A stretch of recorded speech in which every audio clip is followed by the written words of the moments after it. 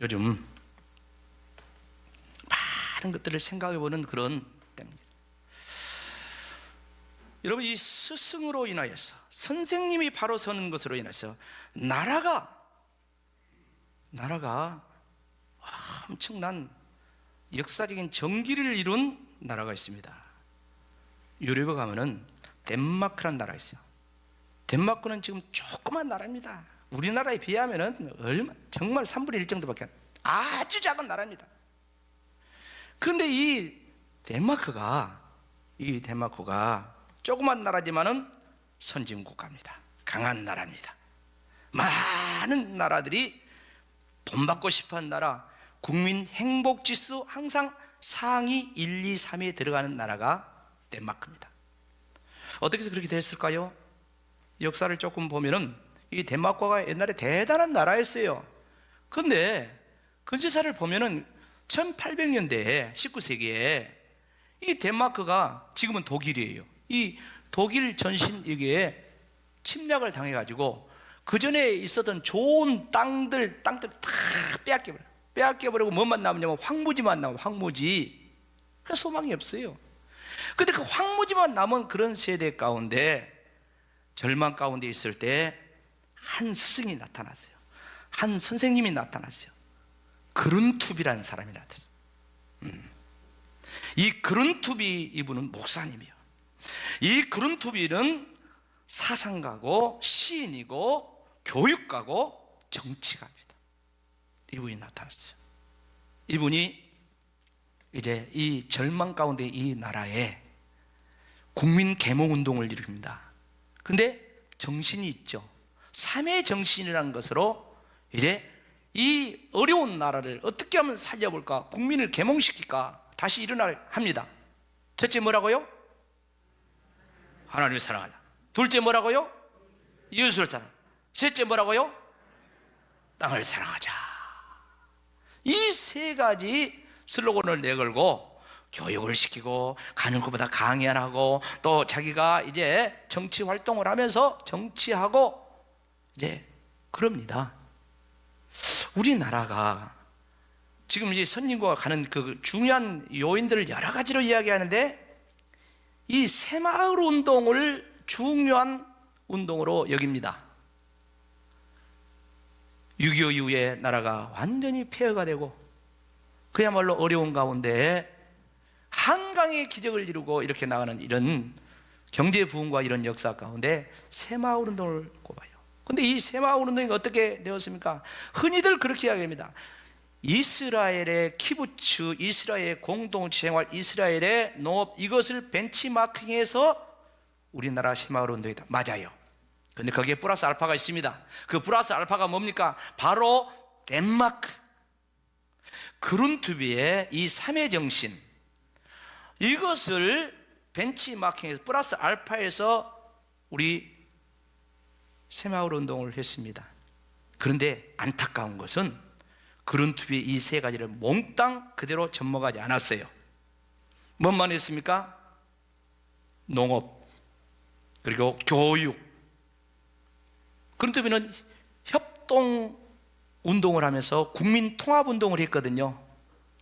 그래서 막 교육을 시켰어요. 우리 어른들 생각해봐요. 잘 살아보세, 잘 살아보세, 새벽종이 울렸네 하면서 막 청소하고 난리. 그런데 지도자들은, 새마을 운동 지도자, 여기도 새마을 운동 지도자로 뽑힌 사람도 있을 거예요. 그분들 어쩝니까? 한 달에 한 번 이상씩 모여서 뭐 돼요? 교육받아. 계속해서 교육을 시켜서 교육을. 새마을 운동할 때. 그래서 오늘 우리나라에 참 그 근대화 현대화를 이루는데 중요한 영향을 미쳤죠. 그런데 우리나라와 덴마크의 다른 점이 있어요. 덴마크는 이 그룬투비 목사님, 이 그룬투비 선생, 이분이 국민 계몽 운동을 일으키면서 아까 그 세 가지 정신을 이제 모든 국민들 속에 함께 이렇게 실현할 수 있도록 하는 과정 속에 잘 자연히 뭐가 생기냐면 교육이 강화돼요. 교육이 강화되다 보니까 그 정책을, 어떤 정책을 쓰냐면은, 전쟁을 하려면 어찌해야 됩니까? 군인이 필요하잖아요. 그러니까 징집을 하는데 어떤 정책을 펴냐면, 교사들, 선생님들은 징집에 면제를 해주는 거예요. 그러니까 지금 우크라이나 러시아 전쟁을 하고 있지만, 과거에 우리 6.25 전쟁이 있었지만, 전쟁이 끝나고 나면은 이 재건을 하는데 승리하는 나라도 몇 년 동안 해야 되고, 패전 국가는 말할 것도 없어요. 그러면은 이 재건을 하는데 경제적인 재건이 필요하지만, 국민들의 정신 계몽을 하는 거, 이것은 교사들이, 선생들이, 지도자들이 하는 거예요. 그래서 덴마크는 그런 거예요. 스승의 중요성을 알고, 선생님의 중요성을 알고, 그들이 전쟁에 나가서 전쟁을 하는 군인보다 더 중요한 것을 알고, 이 스승들을, 선생님들을 대우하고 이렇게 해온 거예요. 그 결과가 오늘날 덴마크를 이루는 중요한 요인 중에 하나다 하는 말씀입니다. 사랑하는 성도 여러분, 오늘 본문의 말씀은 부자와 거지 나사로에 대한 이야기입니다. 아니, 오늘 스승의 주일 설교하는데 이것하고 무슨 상관이 있을까? 선입견 버리시고 남은 시간 말씀 들으시기 바랍니다. 자, 이 말씀의 배경, 앞에서부터 집에 가서 앞에 말씀 읽어보세요. 앞에 말씀이 뭐냐? 예수님께서 제자들 비롯한 거기 모인 사람들에게 이제 교육을 시킵니다. 교육을 시키는데 무슨 교육을 시키냐면, 이 재물의, 물질의 올바른 청지기가 되라. 이 물질관, 재물관, 여기에 대한 교육을 시켜요. 근데 그 자리에 바리새인들이 참석한 거야. 근데 바리새인들이 거기서 그 예수님 교육신 이 말씀을 듣고 비웃어버려요. 앞에 거슬러 올라가면 14절 말씀 보면 나와 있죠. 14절 보면 이렇게 있습니다. 바리새인들은 돈을 좋아하는 자들이라. 이 모든 것을 듣고 뭐 됐다? 비웃었다. 예수님의 그 재물관, 물질관, 청지기관, 이 모든 것을 듣고 돈을 좋아하는 이 바리새인을 비웃어버렸어요. 그러니까 예수님께서 이 바리새인들을 잘 알잖아요, 마음을. 그래서 바리새인들은 좀 위선자야, 전체적으로 보면. 왜 그러냐면 겉으로는 경건한 척에, 겉으로는 믿음 있는 것 같아, 겉으로는 정말 사랑이 있는 것 같아. 근데 내면은 그렇지 않아. 겉으로는 하나님을 사랑 같지만은 마음속에는 돈을 더 사랑해. 이런 것을 예수님이 알기 때문에 그들에게 실제적인 이야기를 해주기 위해서 오늘 본문의 말씀, 부자와 거지 나사로 비유를 지금 말씀하고 있는 것입니다. 오늘 본문의 중요한 결론이 뭡니까? 항상 결론이 중요하죠? 결론이 뭡니까? 결론은 두 사람 다 죽었다는 것이에요. 그게 결론이에요. 22절 말씀하고 있죠? 같이 읽어봐요. 이에 그 거지가 죽어 천사들에게 받들려 아브라함 품에 들어가고, 부자도 죽어 장사지냈다. 본문의 말씀뿐만 아니라 모든 인생의 결론이 있습니다. 그 결론은 죽는다는 거예요. 히브리서 9장 27절 말씀은 하나님께서 이렇게 말씀하고 있어요. 한 번 죽는 것은 사람에게 정해진 것이고 그 후에는 뭐가 있다? 심판이 있다. 여러분, 다 죽습니다. 죽기는 다 싫은가 보네. 다 죽습니다. 정해진 것이 죽음입니다. 다른 어떤 것보다도 죽음은 정해져 있어요. 그런데 문제는 죽음으로 끝나지 않고 그 후에 뭐가 있다? 심판이 있다. 사람들이 살기 고달프면 아이고 그냥 이놈의 세상, 죽음을 다 못할 텐데 끝날 텐데, 그런 말 많이 하죠. 너무 힘들면은 죽음을 끝날 텐데. 그리고 실질적으로 어떤 사람들은 죽어본 사람이 있어요. 자살한 사람도 있어요. 근데 죽으면 끝납니까? 이 세상 삶은 끝날지언정 그 인생은 그 다음에도 있어요. 오늘 그걸 지금 성경에서 말씀해 주고 있는 거 아닙니까? 죽음 이후에 삶을 오늘 거기 자세히 말씀하고 있습니다. 하나님 말씀대로 천국과 지옥이 있고 낙원과 음부가 있다는 것입니다. 세상에서 호의호식하고 살았던 이 부자는 죽어서 음부에 갔습니다. 그러나 그 부잣집의 대문간에서 개와 함께 뒹굴면서 개밥 서로 먹겠다고 이 험난한 인생을 살던 거지 나사로 죽어서 낙원의 아브라함 품에 안겼다고 했습니다. 자, 그렇다면 어떻게 해서 세상에서는 이렇게 살았는데 아니 반대로 죽어서는 심판에서는 이렇게 극명한 차이가 벌어졌을까? 오늘 한 사람의 이름이 등장합니다. 이름 속에 뜻이 있어요. 거지지만 이름이 있죠. 누구요? 나사로. 나사로 이름 뜻이 뭡니까? 뭐요? 하나님의 도움을 받는 자, 하나님의 은혜 입은 자, 하나님의 사랑받고 사는 자. 세상 사는 것은 너무 힘들어요. 나무집 얻어먹고 살고 있어요. 그럼에도 불구하고 자기 인생은 하나님의 도움 없이는 살 수 없다. 지금 개밥 이것 주워 먹고 있습니다. 이것도 하나님이 나를 도와주셔서 나를 살게 하신 것이다. 그렇게 생각하면서 하나님의 은혜가 없이는 하나님이 나를 도와주지 않으면 나는 개밥도 못 먹습니다. 이렇게 나사로는 살았어요. 그렇게 살다가 결국은 세상을 이제 끝나고 보아하니 낙원의 천국의 아브라함 품에 들어갔다고 그렇게 심판의 결론을 이야기했어요. 그런데 세상에서는 호의호식하고 살았던 이 부자, 이름이 있어요 없어요? 오늘 성경에는 안 나왔지만은 분명히 이름이 있을 겁니다. 근데 그는 그 이름보다도 부자가 더 좋아. 부자로 이렇게 이야기하고 있어요.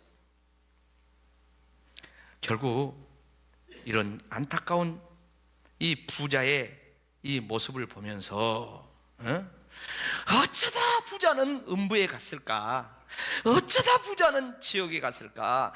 어쩌다 세상에서는 그렇게 떵떵거리고 살았는데 죽어보니까 지옥불에 떨어져 있었을까? 이거 고민해봐야 되는 거 아니에요? 부자가 어떤 사람이었는가는 오늘 성경 말씀에 한마디로 나와 있습니다. 19절 말씀 다 같이 읽읍시다. 19절 시작. 한 부자가 있어 자색 옷과 고운 베옷을 입고 날마다 호화롭게 즐기더라. 아멘. 자, 이 말씀 한마디 속에는 부자가 어떤 삶을 이 세상에 살았는가를 보여주고 있습니다. 부자는 부자였어요.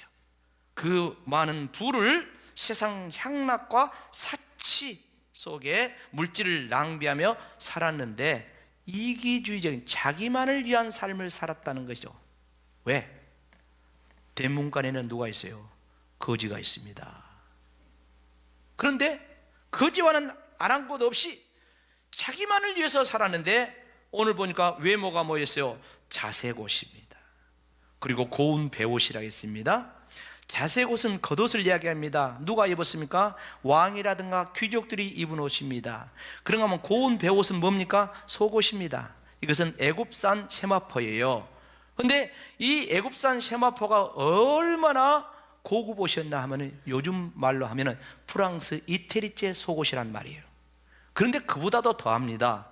당시에 이 애굽산 이 세마포가 얼마나 비싼 속옷이었냐 하면은 이 옷이 1kg라 하면 금 1kg에 2배 더 비싸요. 뭔 말인지 이해가 잘 안 갑니까? 그럼 수치로 이야기할게. 바로 하루 노동자의 품삯이 34,000배래. 그 속옷이 놀라도 안 해. 속옷이 하루 품삯에 34,000배 그렇게 비싸다니까. 어떤 사람이 그렇게 환산을 해봤다고 그렇게 이야기하더라고요. 근데 어찌됐든 간에 엄청나게 비싼 것만큼은 사실입니다. 그 값비싼 옷으로 겉으로 속으로 치장하고 날마다 화로이 뭐 됐더라? 즐겼더라. 그 말은 즐겼단 말은 무슨 말이에요? 잔치했다 그 말이에요. 여러분 이스라엘 성경에 보면은 잔치에 대한 이야기가 나옵니다. 어느 때 잔치합니까? 절기 때, 유월절이라든가 감사절이라 이런 절기 때 하나님께서 잔치해라 그렇게 명령하셨어요. 그래서 종교적인 절기 때는 잔치를 하는 거예요. 그런가 하면 개인적으로 결혼식이라든가 가정에 좋은 일이 있을 때 이제 가정에 잔치를 하죠. 근데 그게 뭡니까? 어쩌다 한 번씩 하는 거지. 근데 오늘 부자는 어땠어요? 날마다 잔치하고 살았어요. 근데 혼자 잔치합니까? 손님을 부르죠. 손님. 손님을 부르면 어떤 손님이요? 자기 수준에 걸맞는 손님들. 그러잖아요. 사방팔방에서 손님 모아가지고 잔치를 합니다. 근데 문제는 거기까지예요. 그 대문간에는 다시 말씀드리면 거지 나사로가 개들과 뒹굴고 있어요. 먹을 것이 없어서 그야말로 개하고 밥그릇 싸움하고 있어요. 잔치상에서 떨어지는 부스러기를 주워 먹었다 했어요. 이 부자는 평생을 그렇게 살았어요. 그런데 자기밖에 모르는 이기적인 삶을 살았다는 것이 오늘 예수님께서 말씀하고자 하는 그런 중요한 요주 중에 하나입니다. 근데 더 안타까운 것은 이 부자가 신앙인이었다는 거예요. 여러분 유대인들은 태어날 때부터 신앙인으로 태어나죠. 오늘 이 부자가 신앙인 것을 증거하고 있습니다. 지옥 음부에 들어갔는데 저 낙원 천국을 바라보면서 아브라함을 보고 뭐랍니까? 아버지 아브라함이요. 그 말은 하나님 믿었다는 거예요. 신앙을 가졌다는 거예요. 신앙을 가졌던 사람이, 하나님을 믿었던 사람이 세상 사람보다 못하게 그렇게 평생을 살았던 거예요. 자기밖에 모르는. 자, 그러면 성경에서 하나님께서 이 물질에 대해서 물질관, 물질이 있는 사람들, 부자 이런 사람들에서 하나님이 실천 명령을 내린 장면이 나옵니다. 몇 구절 말씀 보면 이렇게 이야기합니다. 신명기 10장 18절을 보면 하나님이 어떤 분이냐? 너희 하나님 여호와는 고아와 과부를 위하여 정의를 행하시며 나그네를 사랑하여 그에게 떡과 옷을 준다. 하나님은 이런 분이야. 하나님은 고아와 과부에게 정의를 베풀고 고아, 과부, 나그네를 불쌍히 여기고 그에게 떡을 주고 옷을 입혀준 하나님. 자, 그 하나님이 명령합니다. 신명기 14장 19절 18절부터 방금 18절을 봤죠? 29절 봅시다. 29절 시작. 내 성중에 거리하는 객과 고아와 과부들이 와서 먹고 배부르게 하라. 하나님이 주신다고 했어요. 근데 네가 해라. 내가 너한테 땅도 줬지 않냐? 내가 너한테 물질도 줬지 않냐? 너 없는 사람에게 고아, 과부, 객, 나그네 그들에게 내가 너한테 준 것을 줘라. 그러면 내가 더 복을 줄게. 범사에 내게 복을 더 줄게. 그렇게 이야기합니다. 자, 그런가 하면 농사 지을 때 어떤 말이냐 이렇게 이야기했어요. 신명기 24장 19절 뭐라고 합니까? 네가 밭에서 곡식을 벨 때 그 한 못을 밭에 잊어버렸거든. 그러니까 뭐냐면 이 곡식을 이렇게 추수해가지고 이제 우리로 치면 지게로 이렇게 지고 오잖아요. 지게로 지고 오는데 그냥 한 못이 떨어져 버렸어. 그럼 어쩝니까? 그거 다시 지게에 세워놓고 주워서 지고 오지 말고 그건 놔두고 와버려라. 그건 누구의 몫이다? 나그네, 고아, 과부 이런 사람들이 가져갈 채로 남겨둬라 그랬어요. 다른 데 말씀은 농사 지을 때 추수할 때 밭 귀퉁이 이런 데는 베라 베지 말라? 베지 말라. 누구의 것이다? 고아, 과부, 나그네, 소외계층 이런 사람들을 위해서 주라. 한 군데 더 말씀 보겠습니다. 시편 146편 9절 한 번 더 보겠습니다. 시작. 여호와께서 나그네들을 보호하시며 고아와 과부를 붙드시고 악인들의 길은 굽게 한다. 지난주에 안타까운 일들이 여러 건 있어요. 그 가운데 아주 유명 스타가 죽었어요. 우리 잘 아는 강수연이라는 유명 스타가 이제 55살에 죽었어요. 갑자기 죽어버렸습니다. 갑자기. 그러다 보니까 그 강수연 씨와 이제 대화를 나누고 등등등 최근에 그런 이야기가 방송된데, 그 4월 17일 날 그 레슬링 선수 심건호라는 사람이 있잖아요. 심건호 선수가 다시 레슬링 그 운동을 하면서 뭐 잘해보려고 이렇게 한 그런 프로그램이 있어요. 거기 나와서 대담을 하는데 그 즉석에서 이 강수연 씨와 전화를 해. 누나 잘 있지? 응, 나 잘 있어. 요즘 집에서 방콕하고 있다. 건호야, 너도 잘 됐으면 좋겠다. 그러고 끝났어요. 그러고 얼마 안 있다 갑자기 쓰러져 가지고 그냥 죽었어요. 그 다음 언론, 사회의 관심은 뭡니까? 강수연이가 결혼을 안 하고 혼자 독신 살았는데 그의 재산은 어떻게 될 것인가? 그래가지고 재산 추적을 해갖고 막 이렇게 보도를 하는 걸 봤어요. 신사동 빌딩, 청담동 빌딩, 낙원상가 합하면 줄 잡아 200억 원 될 거야. 이건 누구 것이 되지? 저 핸드폰 카톡도 카톡 맞아. 우리 사회가 그러고 있어요. 죽음은 이제 끝나버리고 재산 누구에게 되지? 돈 누구 것이 되겠지? 지금 그러고 있다니까요.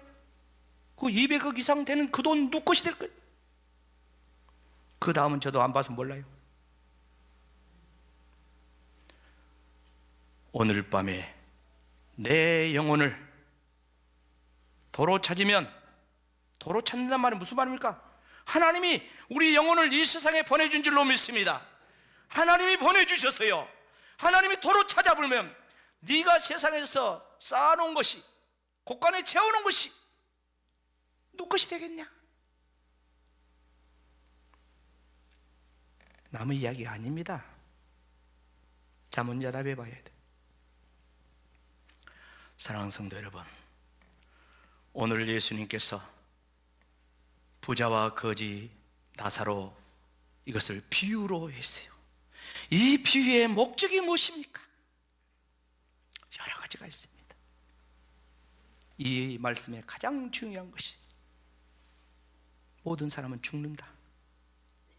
죽음에는 심판이 있다. 물질이 전부가 아니다. 돈이 전부가 아니다. 돈과 하나님을 겸하여 섬길 수는 없다. 너희는 먼저 그의 나라와 그의 의를 섬겨. 의를 구하라. 하나님이 먼저다. 네 직장, 네 농사, 네 돈, 네 명예, 네 권세, 누가? 하나님이 주셨다. 정신 차려라. 왜 하나만 알고 둘은 모르냐? 너한테 이것을 준 것은 물론 너도 먹고 살아. 좋은 옷도 입고 좋은 차도, 좋은 집도 짓고 살아. 근데 그 다음에 사회적 책임도 해야 돼. 가난한 자, 하나님께서 책임지고 있는 고아, 과부, 갱, 나그네, 거지, 하나님이 책임진 사람들인데 네가 좀 해라. 내가 준 땅으로, 내가 준 물질로, 내가 준 이 권력으로, 권세로 좀 섬기고 좀 해라. 그리고 네가 육신만 생각하지 말고 네 영혼의 때를 준비하며 살아라. 네 가족, 너 5명 형제 있다면서 네가 여기서 아무리 이야기해봤자 안 된다. 기도도 세상에 있을 때 해야 되고 전도도 살아있을 때 해야 되느니라. 살아있을 때 기도하고 살아있을 때 전도하자. 시작. 살아있을 때 기도하고 살아있을 때 전도하자. 그 말씀 아니에요? 나중에 죽어가지고 천국 있네, 지옥 있네, 아무 소용없어. 하나님이 다 알려줬어. 모세를 통하여서, 선지자를 통하여서, 예수님을 통하여서 주님이 가르쳐 줬어. 지금까지 가르쳐 주고 계셔. 믿는 자들이 될지어다. 믿고 행하라는 거야. 믿고 행. 오늘을 믿음으로 살아라. 오늘 네가 세상의 눈에 보인 것에 만족하지 말고 네 영혼의 때를 준비하며 살아라. 오늘 밤에 네 영혼 불러갈 수도 있어. 너 강수현이 안 보냐?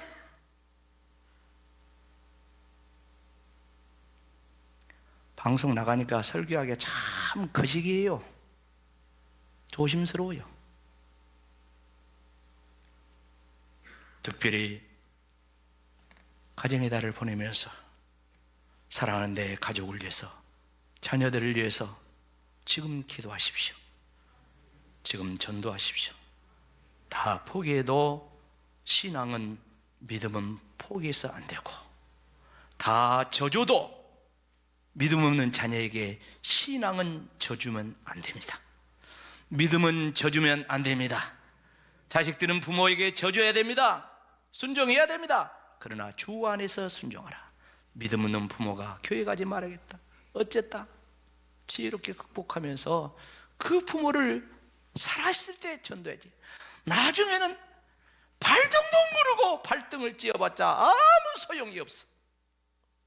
죽어서 제사장 산더미처럼 차려놓고 절하면 못 알았어. 하나님은 죽은 자의 하나님이 아니라 산 자의 하나님인 줄로 믿습니다. 오늘 부자와 거지 나사로를 통하여서 우리를 깨우쳐주고 우리를 교육하는 것이 바로 이런 것이. 우리 모두가 이 말씀에 믿음의 사람, 주인공들이 되시기를 주의 이름으로 축복합니다. 아멘.